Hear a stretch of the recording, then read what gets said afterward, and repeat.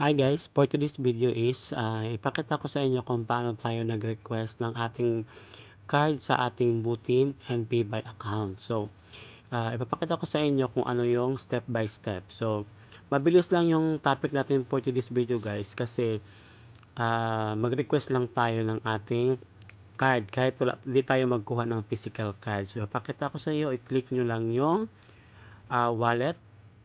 Pagkatapos guys, punta ka sa apply for prepaid card.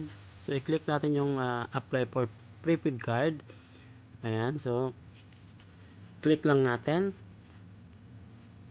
So, ito yung lalabas guys. So, view benefits muna tayo. So, basahin natin yung benefits. Ito guys, so multi-currency. So, basahin nyo na lang yan. Kayo na ang bahala magbasa. Ayan. So, ito yung mga benefits ng Butim card pag kukuha tayo ng Butim card. So, ito na yung ngayon guys. Choose your name. So, maghanap kayo ng pangalan mo dito. So, ayan. Click mo lang. So, may suggestion siya kung anong pipiliin mo. Yung may kumpletong pangalan at apelyido at or pangalan mo lang at saka ano. So, ayan guys. Pag nakaselect ka na, i-click mo lang yung confirm.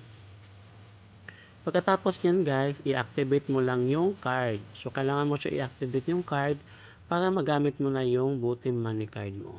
So, pag na-activate mo na siya guys, ayan, so take times pa para ma-activate siya. Ayan, so activate your card. Naglo-loading siya.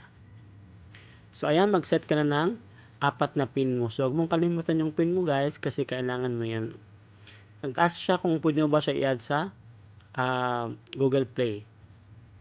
So, hindi na. So, kung gusto mo mag-request ng card, ayun guys, may bayad siya na 25 dirham. So, select mo lang yung card on delivery or gusto mo ibawas sa account, wala din problema. So, kung hindi mo kailangan ng physical card, hindi mo na kailangan mag-request ng may bayad na 25 dirham. So, lagay mo lang yung mobile number mo dito guys.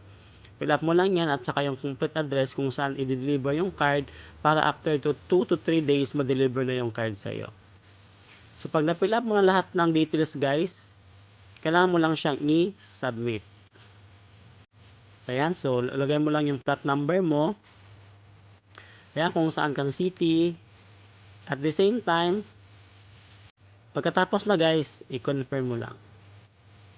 So, ayan, pagkatapos guys, pay mo yung 25 dirham. So, pay cash on delivery. Mamili ka lang. So, cash on delivery piliin natin kasi pagka-receive natin ng card, saan tayo magbabayad. So, pagkatapos mag-select yun guys, confirm mo lang. So, ayan.